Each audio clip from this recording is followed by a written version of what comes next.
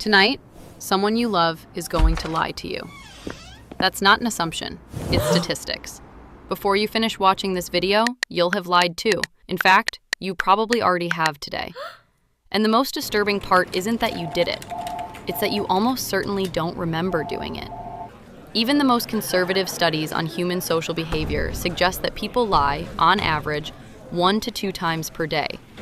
But that's only what they admit when asked. Research that tracks behavior in real time pushes that number to more than 6 daily interactions, when lies of omission, half-truths, and strategic exaggerations are taken into account. 6 times, every day, without even realizing it. Now think about the last time someone you trusted deceived you. A partner, a friend, a business partner. Remember that specific feeling, the confusion, the ground shifting beneath you, and the question you can't shake. How could they do this to me? That question has an answer, but the answer won't sit well with you, because it implies that you, exactly like them, are built to do the same thing. Because the wrong question isn't, how could they do this to me? The right question, the one nobody asks because it's too uncomfortable, is this: why have humans been deceiving since before language even existed?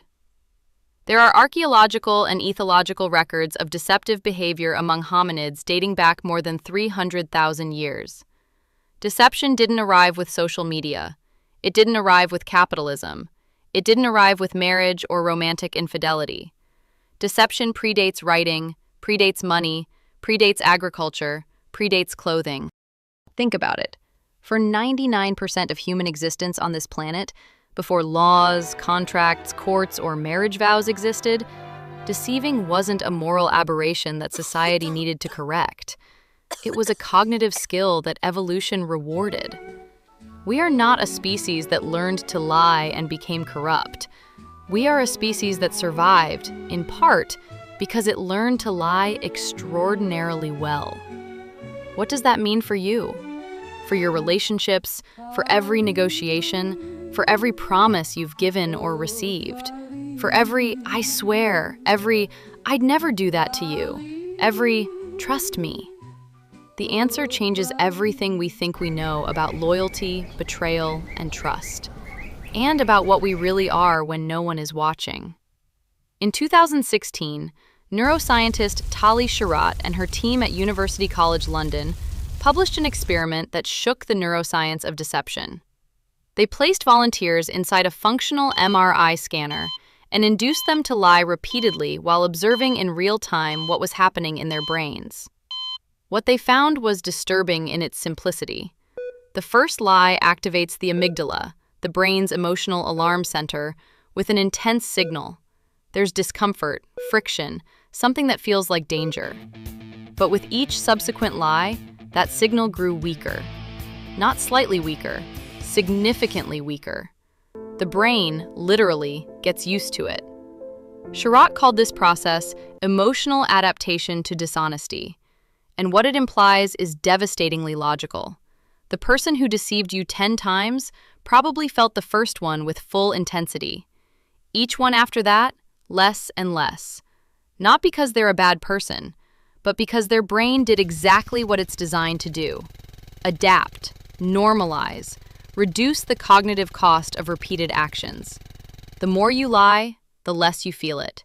And the less you feel it, the easier it is to do it again. But this didn't begin with modern humans. It began much earlier. Primatologist Frans de Waal spent decades studying chimpanzees at Arnhem Zoo in the Netherlands and documented behaviors that nobody in the 1980s scientific community wanted to accept. Chimpanzees lie with deliberate sophistication.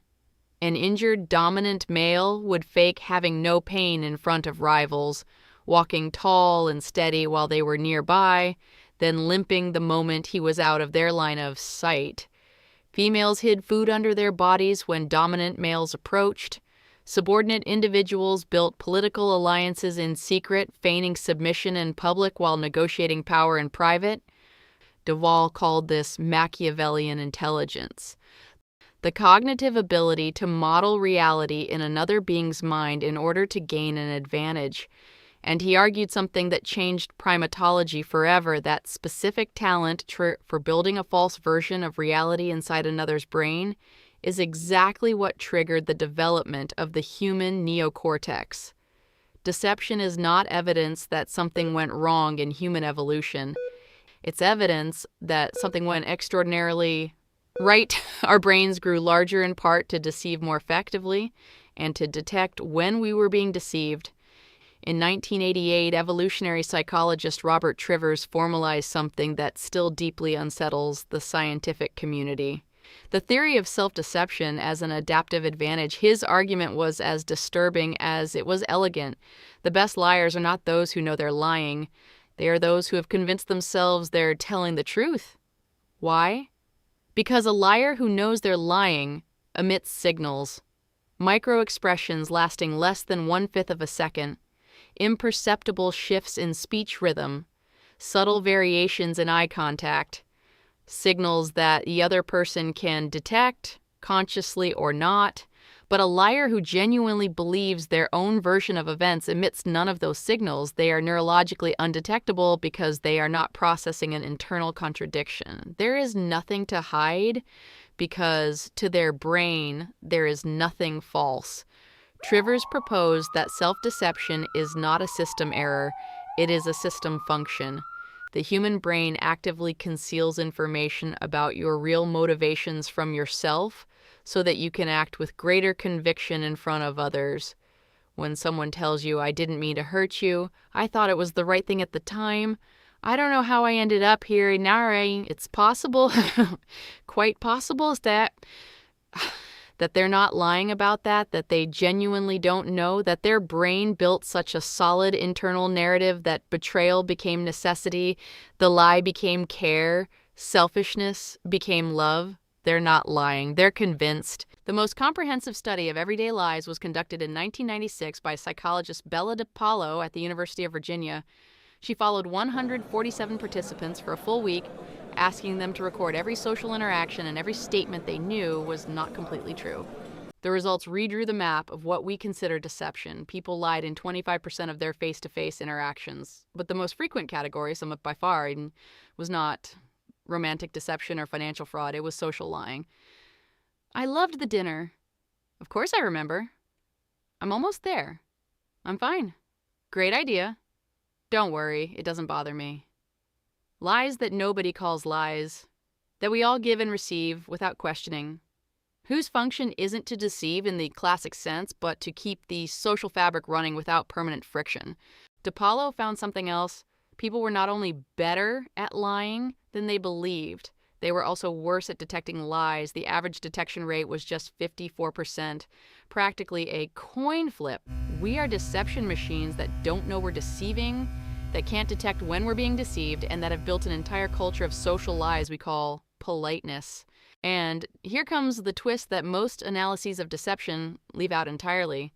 Historian Yuval Noah Harari argued in 2011 in his work on the history of humankind that the human capacity to believe and transmit shared fictions is not a cognitive weakness. It is the foundation of all large-scale cooperation. Nations are fictions. Money is a fiction. Corporations are fictions. Human rights are fictions. Not in the sense that they're false or useless, but in the sense that they don't exist in nature. They exist because millions of people agree to behave as if they do. The $20 bill in your pocket is worth nothing in itself. It's worth something because you believe it is, because the cashier at the supermarket believes it is, because the central bank believes it is. It's a collective lie so powerful and so universally accepted that it became the foundation of the entire global economy.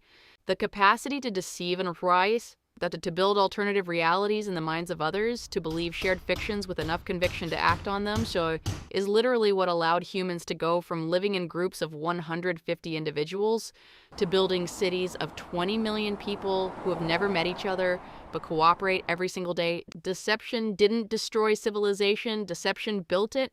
Let's go back to the question at the beginning. How could they do this to me? Now, you know the answer isn't about who that person is. It's about what we all are. But there's something else this research doesn't answer, something that neuroscientists, primatologists, and evolutionary psychologists leave out of their papers. because it doesn't fit into an equation, if we've spent 300,000 years built to deceive, if our brains go numb to lying, if self-deception is an adaptive function, if entire civilizations are built on shared fictions, how is it possible that anyone chooses to be honest? How is it possible that there are people who tell the truth when lying would be easier, more comfortable, safer? Who keep a promise when no one is watching? Who confess a mistake that no one would have discovered? There is no evolutionary explanation for that. Nobody survives better by being unnecessarily honest. Nobody has more offspring by keeping promises they could have broken without consequence.